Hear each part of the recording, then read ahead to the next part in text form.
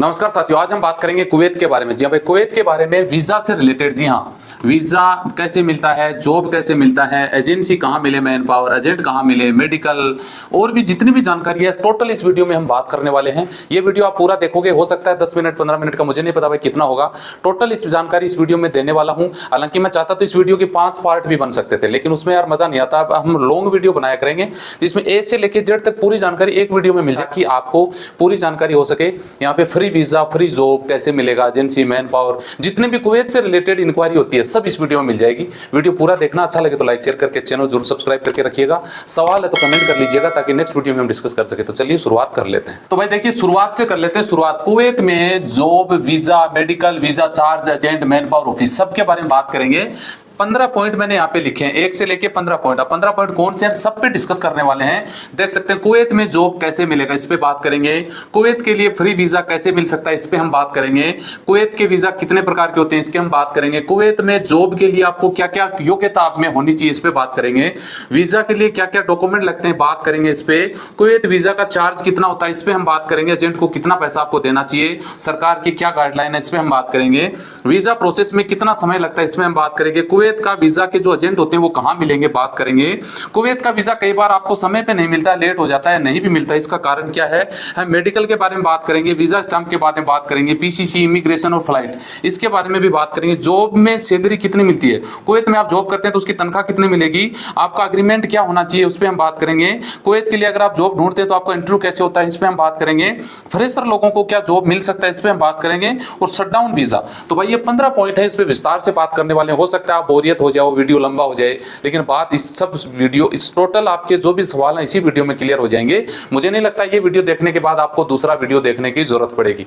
तो चलिए शुरुआत कर लेते हैं। सबसे पहले हम बात कर लेते हैं कुवैत में जॉब कैसे मिलता है, ये आपके पास इंपॉर्टेंट है। तो देखिए, कुवैत में जॉब कैसे मिलता है, इसके लिए आपको एक एजेंट ढूंढना पड़ेगा जो मैन पावर हो, अथोराइज हो, उसके द्वारा आपको ये प्रोसेस करना पड़ेगा। आपको जॉब इंटरव्यू एक देना पड़ेगा, जो भी आपकी स्किल होती है उसी के बेस पे आपको जॉब। हालांकि जॉब मिलने का अलग तरीका भी हो सकता है, जैसे वे में लोग जाते हैं तो यहाँ से विजिट में जाते हैं, जॉब लग जाते हैं, लेकिन कुवैत में ऐसा नहीं है। कुवैत में तो आपको एजेंट ही ढूंढना पड़ेगा। एजेंट के अलावा बहुत कम चांस में चारा होता है, आप डायरेक्टली लोग वहां से वीजा मंगाते हैं, तो वो भी एक एजेंट का ही जरिया होता है। तो एजेंट तो आपको मस्ट इसमें चाहिए ही चाहिए।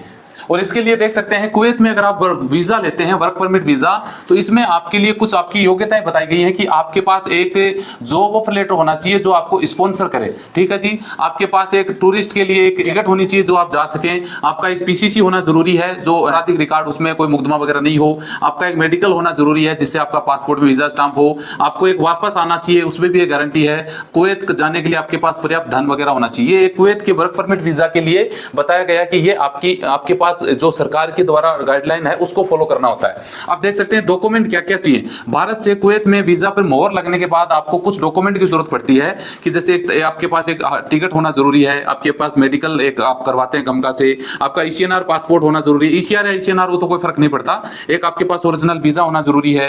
एक आपके पास एग्रीमेंट जिसमें आपके और उनके, आपकी जो कंपनी है उनके बीच एक समझौता, एक एग्रीमेंट होता है, वो होना जरूरी है। आपके पास फोटो चाहिए, पीसीसी चाहिए। अगर ड्राइवरी के लिए जा रहे हैं तो आपके पास एक अनुभव सर्टिफिकेट होना चाहिए जो विदेश मंत्रालय से मान्यता प्राप्त होना जरूरी है। अगर आप रसोई के यानी कुक के जॉब में जा रहे हैं तो भी आपके पास एक सर्टिफिकेट होना जरूरी है। ये चीज तो चलो गवर्नमेंट अथॉराइज जो बोलती है वो डॉक्यूमेंट मैं बता रहा हूं। अब हम बात कर लेते हैं भाई कुवैत के लिए फ्री वीजा कैसे मिलेगा। हालांकि इस पे अगर लेक्चर दे तो भाई कितना ही लेक्चर दे तो कोई अंत नहीं है। कुवैत के लिए फ्री वीजा बहुत आसानी से मिलता है। अब कैसे मिलता है बता दूं मैं आपको, शॉर्ट तरीके से बताऊं तो ये जैसे मेरी जो लिखी गई बुक है बहुत सारे लोगों को पता है। इसमें एग्जांपल दे रहा हूं, मैं नहीं बोलूंगा आप इसको परचेज कर लो, क्योंकि ले वो है ना, जरूरत होती है वही लेता, भाई ऐसे कोई नहीं लेता। इस बुक में 1800 मैन पावर लाइसेंस है। कितने जी, सरकार द्वारा मान्यता प्राप्त 1800 मैन पावर लाइसेंस है। अब ये लोग कहाँ मिलते हैं, सबसे ज्यादा तो है भाई मुंबई में, ठीक है जी, और उसके बाद में आ जाते हैं दिल्ली, और उसके बाद सब जगह ऑफिस हैं, राजस्थान में भी हैं, सब जगह हैं। अब ये लोग, अब सबकी बात नहीं कर रहा हूं मैं, जो मेन है ना दिल्ली और मुंबई, यहां से क्या होता है, इनका डायरेक्ट लिंक होता है कुवैत में कंपनियों से, ठीक है जी। अब वो कंपनियों को मान लो 1000 वर्करों की जरूरत है, तो कंपनी जो कुवैत की है ना वो करती है संपर्क इन मैन पावर ऑफिसों से, और मैन पावर ऑफिसों को ये बोलती है कि भाई आप हमें क्लाइंट दो, 1000 लोगों की हमें जरूरत है, आप हमारा इंटरव्यू फिक्स करवाओ। इनका जो भी एमओएम जो साइन होता है एम्बेसी के द्वारा, जो अग्रीमेंट बनते हैं विदेश मंत्रालय के द्वारा, वो एक अलग प्रोसेस हो जाता है। अब ये लोग क्या करते हैं कि ना मैन पावर ऑफिस से कॉन्टेक्ट करते हैं, जो 1800 है ना, इनमें सबसे नहीं कुछ ऑफिस ऐसी हैं जिनसे कॉन्टेक्ट करते हैं, ये बोलते हैं जी आ जाओ आप हमारा इंटरव्यू कर लो, और इनको ये बदले में जो कुवैत की कंपनियां हैं इनको मोटा कमीशन देती हैं। एक बंदे के पीछे 10,000 20,000 30,000 जो भी इनकी डील होती होगी उस हिसाब से इनको कमीशन मिल जाता है। ठीक है जी। और वीजा और टिकट वगैरह सब कंपनियां कुवैत की जो गल्फ की होती हैं फ्री ऑफ कॉस्ट देती हैं, आप हमें ध्यान रखिएगा। अब ये लोग जो 1800 मैन पावर है ना, ये क्या करते हैं, ये आपसे फिर रेट रख देते हैं। अब इनको भारत सरकार ने बोल रखा है कि भैया आप 35,000 से ज्यादा गल्फ देशों के, दुबई कतर मस्कत बहरीन के नहीं ले सकते। अब ये 35 तक तो लीगल है, ये आपसे ले सकते हैं, इधर इनको ये कमीशन मिल जाता है 10-20 30,000 रुपए, इधर से आपसे कमीशन मार लेते हैं, तो इनको एक बंदे में 40-50,000 रुपए तक का बेनिफिट हो जाता है। आप यकीन रखिए फ्री वीजा का ये लोग पैसा लेते हैं। अब इनमें से क्या होता है, कुछ कंपनियां कुछ ऑफिस ऐसी होती हैं जो अच्छी ऑफिस होती हैं, वो ये कमीशन छोड़ देती हैं। वो इनको ये लगता है कि यार अपने को 10-20 30,000 रुपए एक बंदे में मिल रहे हैं, 1000 लोगों को भेज रहा है, तो हम तो वैसे ही 1 करोड़ रुपए कमा लेंगे।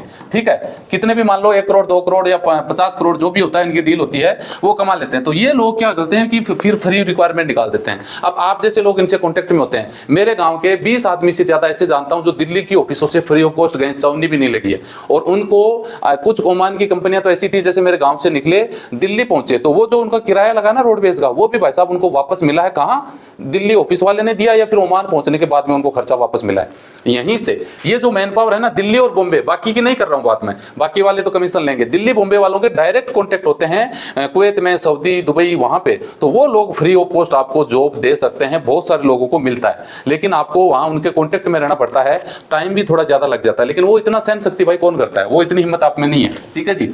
अब बात कर लेते हैं आगे वीजा कितने प्रकार के होते हैं। अब कुवैत के वीजा अगर देखा जाए तो भाई अपने को मोटा मोटी वीजा की अगर बात करें ना तो देख सकते हैं, इधर लिखा है कि भाई देख ले विजिट वीजा आर्टिकल 4 यानी नंबर 14 में लिखा गया है। वर्क वीजा लिखा है 17 नंबर, इसमें पब्लिक सेक्टर वीजा होता है और प्राइवेट सेक्टर वीजा होता है। एक होता है डोमेस्टिक जो घरेलू नौकर होते हैं, एक होता है डिपेंडेंट वीजा जो आप अपनी फैमिली को बुला सकते हैं। 4 वीजा ही होते हैं, ज्यादा महत्वपूर्ण वीजा ये 4 ही हैं। पहला हो गया विजिट वीजा जिसको 14 नंबर वीजा बोला जाता है, एक होता है वर्क परमिट वीजा जो 17 नंबर और 18 नंबर बोला जाता है, एक डोमेस्टिक होता है जो घरेलू वीजा होता है उसको 20 नंबर बोला जाता है, डिपेंडेंट वीजा को 22 नंबर वीजा बोला जाता है।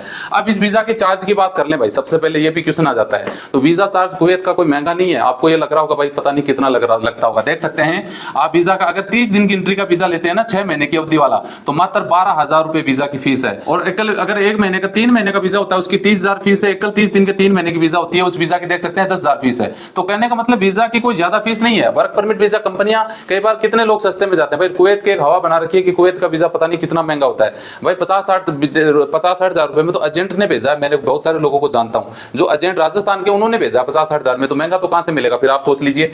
दूसरी बात इसमें अगर बात करें तो पैसा तो कंपनियां दे रही हैं भैया वीजा का, आपको कहां लग रहा है। हाँ आजाद वीजा जिसको घरेलू वीजा सोन वीजा वो अलग अलग है, उनका 3-4 लाख रुपए लग जाता है, उस पर हम बात नहीं करेंगे। तो ये बात आपको समझ में आ गई होगी। अब आगे बात कर लेते हैं भाई जॉब में योग्यता, आपको कौन से जॉब के हिसाब से योग्यता के हिसाब से जॉब लगता है ये आपको कंफर्म होना चाहिए। मान लो कि मैं भैया BLLB हूं तो मेरे कैटेगरी के हिसाब से मुझे जॉब मिलेगा, उसके लिए मुझे इंटरव्यू फाइट करना पड़ेगा। ये तो नहीं कि मैं BLLB हूं तो मुझे कोई बड़ा पद दे देंगे कि आ जाओ भी तो पढ़ा लिखा है, ऐसा नहीं है।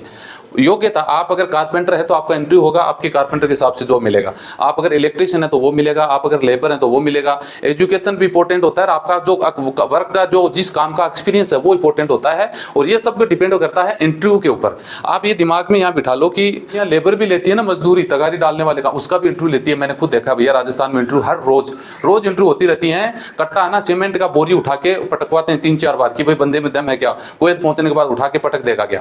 जिसकी तनख्वाह होती है कितनी, दुबई की 800-900 हजार दराम तनख्वाह, ये भी होता है। तो कहने का मतलब योग्यता पे आपको जॉब मिलेगा। वीजा के लिए डॉक्यूमेंट, वीजा के लिए डॉक्यूमेंट की क्या जरूरत है भैया, वैलिड पासपोर्ट 2 पन्ना पासपोर्ट में होना जरूरी है, फोटो लगेगी, आपका गमका का मेडिकल होगा, आपका ओरिजिनल एग्रीमेंट होगा, आपको वीजा की जो हार्ड कॉपी वो होगी, आपकी पुलिस वेरिफिकेशन रिपोर्ट होगी PCC, ये सब आपकी एम्बेसी में जाते हैं, वहां से आपका पासपोर्ट लगने वीजा लगता है। ये डॉक्यूमेंट। वीजा चार्ज मैंने बता दिया भैया, अगर आप कंपनी में जाते हैं जी तो आप यकीन मानो 35,000 से ज्यादा पैसा आपको किसी भी एजेंट को नहीं देना है। कहां पे, दिल्ली और बॉम्बे ऑफिस की बात कर रहा हूं। अब आप दूसरे स्टेटों में जाओगे तो भाई वहां तो ज्यादा लगेगा, लोग कंपनियों के लाख रुपए भी देके जाते हैं, मुझे पता है, क्योंकि ये कंपनी ये काम फ्री होता है, एजेंट पैसा लेते हैं। भारत सरकार ने बोला भैया बस इतना ही लो, गल्फ जाने वाले मजदूर टाइप के गरीब आदमी होते हैं इनसे बहुत है, लेकिन ये भाई नहीं समझते, ये पैसा मार लेते हैं। इन बात का आपको ध्यान में रखने की जरूरत है। वीजा प्रोसेस में समय, वीजा प्रोसेस में अगर वैसे देखा जाए तो 90 दिन का टाइम होता है किसी भी देश के वीजा के लिए, लेकिन कंडीशन बस कुवैत के वीजा का भैया नमन है, कंपनियों को इतना टाइम लग जाता है, इतना लग जाता है, सोच नहीं सकते।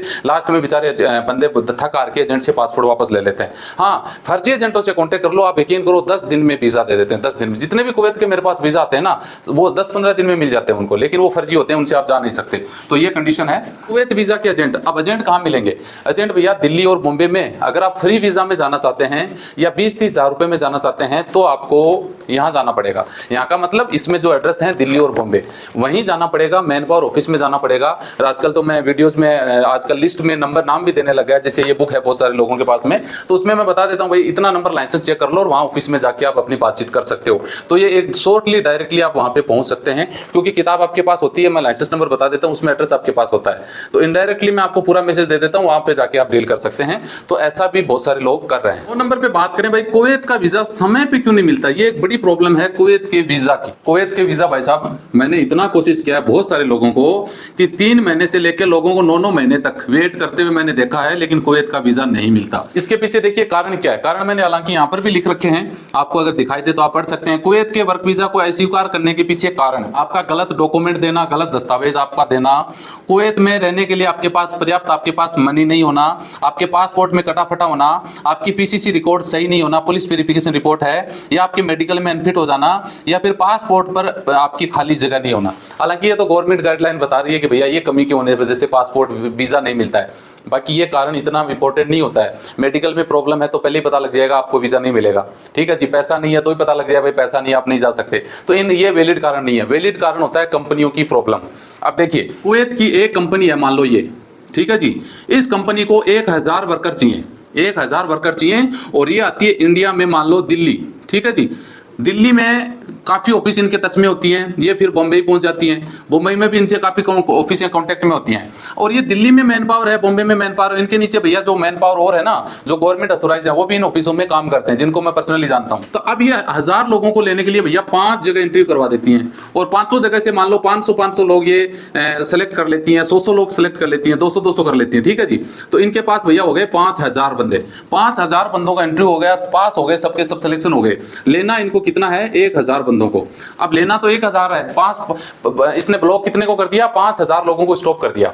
अब इनको भैया इनको काटने में छांटने में 2 महीने 3 महीने 4 महीने लग जाते हैं, और कंपनी वाले बोलते हैं वीजा आएगा बंदा। इन्होंने ले लिए 1000 बंदे लेके मिलिट्री खत्म कर दिया, और ये आपके 5000 4000 बचे ना, ये लोग जिनको पासपोर्ट दिए वो चक्कर काटते रहते हैं। एजेंट ये सोचता है यार इसमें काम नहीं हुआ, दूसरी ऑफिस आएगी ना, दूसरी कंपनी का इंटरव्यू आएगा, इसी कंपनी में दोबारा इंटरव्यू आएगा, उसमें करवा देंगे। एजेंट आपको पासपोर्ट वापस नहीं देना चाहता, क्योंकि उसके ये मान लो कि आपको पासपोर्ट वापस देने का मतलब है उसके 20-30 हज़ार रुपए वापस जा रहे हैं, जो आपने दिए थे वो आप वापस ले रहे हो, इसका कमीशन जा रहा है। तो ये फिर आपको बेवकूफ बनाते हैं।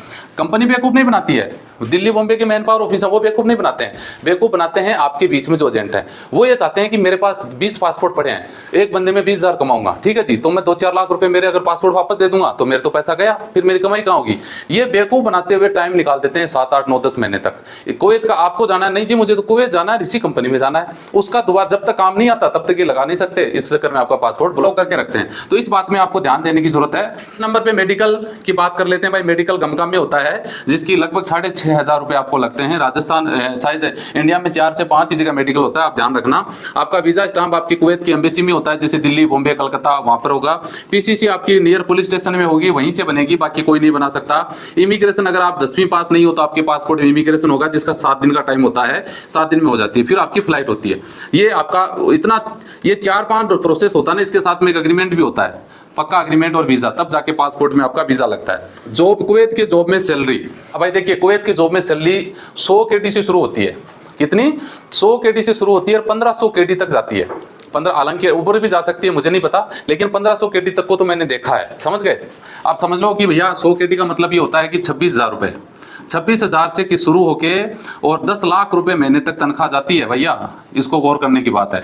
जैसे आज वो कहावत है ना, जैसा गाल वैसा तमाचा। जैसी आपकी योग्यता है, आपको एक लेबर मजदूर में काम करते हैं तो आपको 100 दिनार मिलेगा, 100 KD मिलेगा। आप सुपरवाइजर हैं तो 250, 200, 150 KD मिलेगा। जैसे जैसे आपकी रैंक है वैसे वैसे आपकी तनख्वाह स्टार्टिंग में कम रहेगी। जैसे आपको एक्सपीरियंस होगा, साल 2 साल 3 4 5 साल आप निकाल दोगे, तो आप यकीन करना कि एक नए बंदे को 200 KD मिल रहा है, समझ गए, और वही काम आप 5 साल से कर रहे हैं तो आपको लगभग मिलेगा 300 350 KD। ये एक्सपीरियंस का कमाल है, नहीं कि आपकी योग्यता का। एक्सपीरियंस के हिसाब से योग्यता बनती है, उसके हिसाब से सैलरी आपकी बढ़ती रहती है। एग्रीमेंट कुवैत के वीज़ा में जाते हैं तो पहले आपका अग्रीमेंट होता है इंडिया में, और वो अग्रीमेंट जिसको आप इतना सीरियसली नहीं लेते, वो कच्चा अग्रीमेंट टाइप का होता है। ओरिजिनल अग्रीमेंट होता है आपका जहां कंपनी में पहुंच गए वहां मेडिकल होता है, आपके डॉक्यूमेंट बनते हैं, है ना, वीज़ा लगता है, उस टाइम उससे पहले अग्रीमेंट होता है, वो इंपॉर्टेंट है। उस अग्रीमेंट को आपको पढ़ना जरूरी है, पढ़ के साइन करना जरूरी है। एजेंट आपको झूठ बोल के 150 केडी 200 केडी बता देते हैं, वहां जाने के बाद में पता लगता है कि आपको वहां पे कम तनख्वाह मिल रही है, जितना बताया गया था एजेंट का वो नहीं मिल रहा है।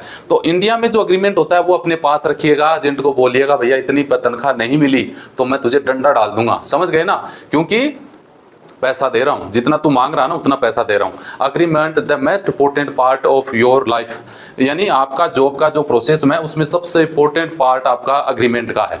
तो अग्रीमेंट के बारे में हमेशा आपको ध्यान रखना चाहिए, अग्रीमेंट मस्ट होता है। जॉब का इंटरव्यू, अगर आप मान लो इंडिया में किसी ऑफिस में, मैन पावर ऑफिस में जाते हैं तो आपका इंटरव्यू होता है। इंटरव्यू में आप अगर सिलेक्शन हो जाते हैं और आप कंपनी ये बोलती है कि जी हम तो आपको 200 केडी तनख्वाह दे पाएंगे और आपकी योग्यता अच्छी है, आपको एक्सपीरियंस है, तो बोल सकते हैं जी नहीं मैं तो 250 केडी लूंगा, मैं तो 300 केडी लूंगा। ये आपको उसी टाइम नेगोशिएशन करना पड़ेगा और उसी टाइम अगर वो यस कर लेते हैं कि ओके जी हम आपको तनख्वाह दे देंगे, तो आपको अग्रीमेंट पे टाइम साइन करते समय उसकी या तो फोटो आपको क्लिक कर लेनी है या फिर वो अग्रीमेंट की एक फोटो कॉपी आप अपने पास में रख सकते हैं। अग्रीमेंट आपको ये इंटरव्यू के समय होता है, तो इंटरव्यू के टाइम आपको परिपक्व यानी प्रीपेड तैयार होकर जाना है ताकि आप इंटरव्यू बेहतर तरीके से दे सकें, तो आपकी तनख्वाह इंक्रीज होने के चांस मिलते हैं। कई बार आपने देखा होगा ना, सैलरी मिलेगी जी 200 केडी से 500 केडी के बीच। अब ये इसी का मतलब होता है, अब आप भाई मरे मरे ऐसे है ना तो यहीं रह जाओगे, और एकदम स्ट्रिक्टली तैयार होके जाते हो तो 300, 350, 400, 500 केडी तक पहुंच सकते हैं। तो इंटरव्यू हो गया, आपका अग्रीमेंट हो गया, ये स्टार्टिंग आपका 2 साल की जो लाइफ होती है ना उसके लिए इंपॉर्टेंट भाग होता है ये, तो इस पर आपको फोकस करने की जरूरत है। फ्रेशर के लिए जॉब, फ्रेशर के लिए भाई देखिए मुझे बहुत सारे लोगों के कमेंट आते हैं, मैसेज आते हैं, सर फ्रेशर के लिए जॉब मिलेगा। देखिए गौर करिए कि अपन बात कर लेते हैं गल्फ, ठीक है जी, गल्फ कंट्रीज में 1 करोड़ लोग इंडियन रहते हैं। अब आप यार, आप लोगों का सवाल होता है क्या फ्रेशर को जो मिलेगा, आप खुद सोचिए कि जो 1 करोड़ लोग हैं क्या ये कैसे पहुंचे, ये भी तो फ्रेशर ही थे ना, ये भी फ्रेशर थे। आज ये मान लो कुवैत में 100 केडी में ये लोग गए होंगे, आज इनकी केडी 200 है ना, 300 केडी तनख्वाह हो रही है। अब वो एक्सपीरियंस उनको हो गया, 100 केडी से 300 केडी यानी 3 गुना तनख्वाह इनकी हो गई। लेकिन कोई टाइम में तो ये भी फ्रेशर थे, 100 केडी थे, तो आप ये दिमाग से निकाल दो कि फ्रेशर को जॉब नहीं है क्या। फ्रेशर को अपॉर्चुनिटी बहुत ज्यादा होती है, ऐसी कोई बात नहीं है, क्योंकि कंपनियों को सबको पता है कि 20 साल का लौंडा है, ठीक है जी, अच्छा काम करेगा। एक 50 साल का बुजुर्ग हो गया, उसमें कंपनियां कौन से को लेना पसंद करेगी, 20 साल वाले को। 50 साल वाला का एक्सपीरियंस है लेकिन वो इतना काम नहीं करता, वो उतनी एनर्जी से काम नहीं कर सकता। वो हाँ घर में इसकी इंपॉर्टेंस होती है। 50 साल का बुजुर्ग अपने अपने पिता, अपने दादा, अपने काका, जो भी चाचा होते हैं उनकी वैल्यू होती है क्योंकि उनको एक्सपीरियंस होता है। लेकिन कंपनी वालों को तो जवान लौंडे चाहिए जो भाग भाग के काम करें, समझ गए। कंपनी किसी की नहीं होती, उनको काम करने वालों बंदों की जरूरत है। तो फ्रेशर के लिए अपॉर्चुनिटी बहुत है, जवान लौंडों के लिए भी बहुत है। लास्ट में बात कर लेते हैं जी शटडाउन वीजा। शटडाउन वीजा बड़ी प्रॉब्लम है भैया, बहुत सारे लोगों का क्वेश्चन होता है। शटडाउन वीजा नाम की कोई चीज होती नहीं है, इस बात का ध्यान रखना। Shutdown visa Kuwait, Saudi, Dubai सब जगह के नाम से चल रहा है। शटडाउन वीजा तो कुवैत के नाम से तो कम से कम आपको बचना चाहिए कि शटडाउन वीजा है आपका ना, मेडिकल नहीं होगा। मेरे पास आते हैं कॉल, सर शटडाउन वीजा बता रहा है 11 महीने का, मेडिकल नहीं होगा, पासपोर्ट में वीजा स्टंप नहीं होगा, पीसीसी नहीं होगा, मेडिकल कुछ नहीं होगा, जरूरत ही नहीं है, एक पन्ना पकड़ा दिया चाहिए, ये लो आपको, मुझे तो 30,000 दे दो, 20,000 दे दो, वो लूट कलाट के खा जाते हैं। ऐसा कोई प्रोसेस नहीं होता है भाई। 11 महीने का वीजा आपका एजेंट आपको बता रहा है, 11 महीने का, अरे 12 महीने का तो वर्क परमिट वीजा ही होता है।